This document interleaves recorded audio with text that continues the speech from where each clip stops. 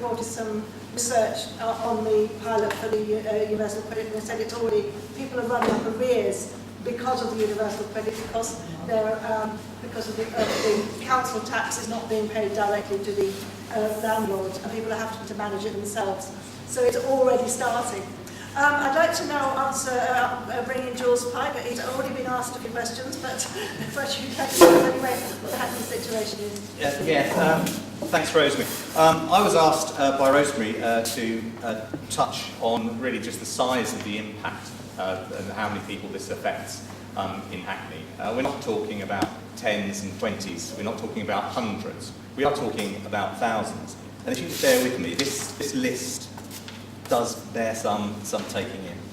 We just go back a year or two. When the incapacity benefit reassessments were brought in, 9,300 people. Freezing the basic and 30-hour elements of working tax credit, 5,400 people. Reducing the percentage of childcare costs that parents can claim, over 400 people. Stage increases in the rates of non-dependent deductions, 100 people. Local housing allowance, removal of that £15 that if you manage to find somewhere cheaper under the housing allowances, you could keep up to £15 worth of benefits, 832 people. Local housing allowance, which reduced to the 30th percentile, meaning that you could only rent somewhere if you could find somewhere, in places like Abney, you could only rent somewhere on 30th percent of the mean rent. Instead of the average rate, the 50% mark, it was down to the 30% mark. That affected almost 4,000 people. April 2011, the introduction of the absolute caps on bedroom size, 1,600 people.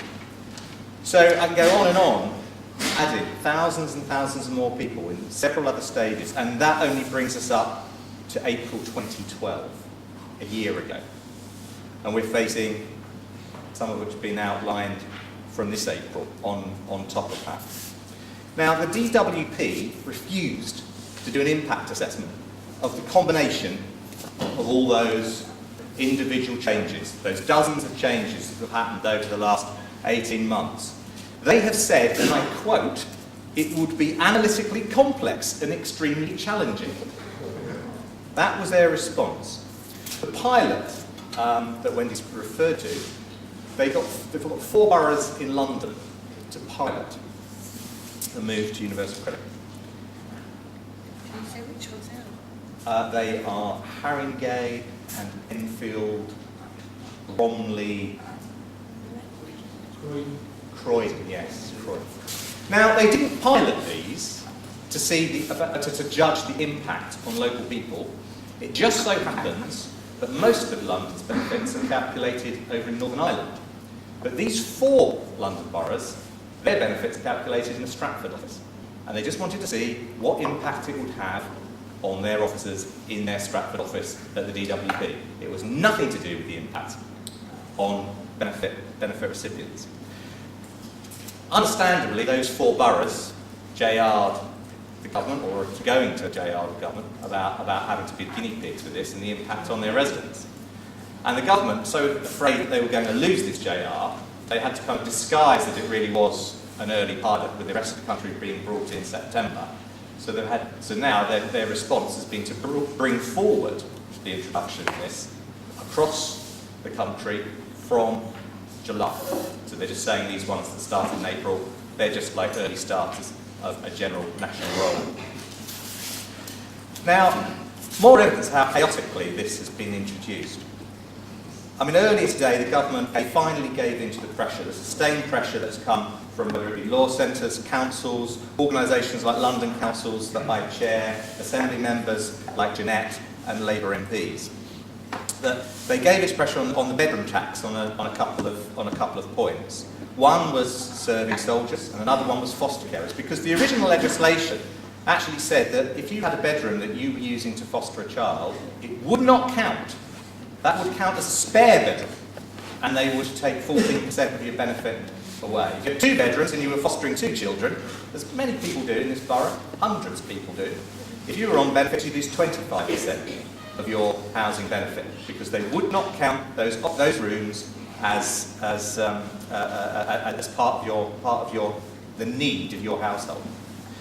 So they've gone back on foster carers now. They've rolled back from that, and that benefits about 140 families in Hackney. But incredibly, that was just this morning. This afternoon, they roll back on another one, and that's their stance on an extra bedroom for children who are unable to share because of severe disabilities. But that's only if they can't share.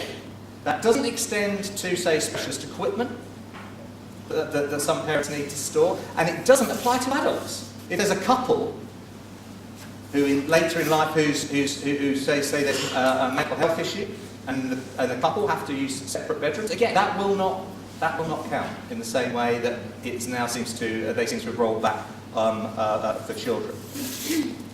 Now, I mean, normally a Tory government, and I think I'm going to say this is a Labour Party meeting and organised by the Labour Party, a Tory government in this kind of chaos, will be welcomed by people like me, but not this time. This is people's lives they're damaging.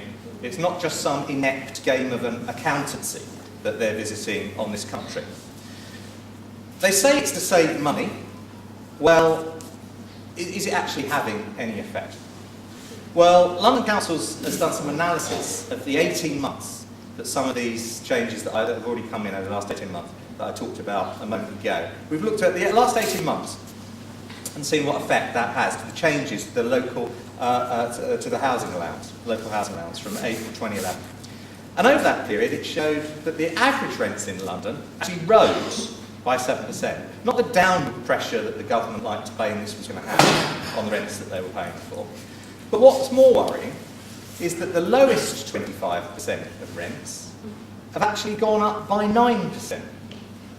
Again, this thing about trying to get only paying up to the 30th percentile, only willing to pay for the cheaper rents in London, supposedly to push down the pressure on rents in the capital, hasn't worked. The number of households in London in receipt of local housing allowance and housing benefit is risen by 32,000 people in 18 months. That's 16%. Don't think that's what the government intended. But let's look at something else that maybe they did intend.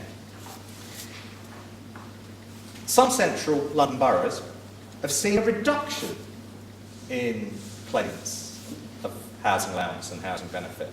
I wonder what those ones are. Kensington and Chelsea, a drop of 16%. Westminster, a drop of 13%. Meanwhile, places like Enfield have gone up by 27%, increase in people claiming housing benefit and housing allowance. Newham, 37%.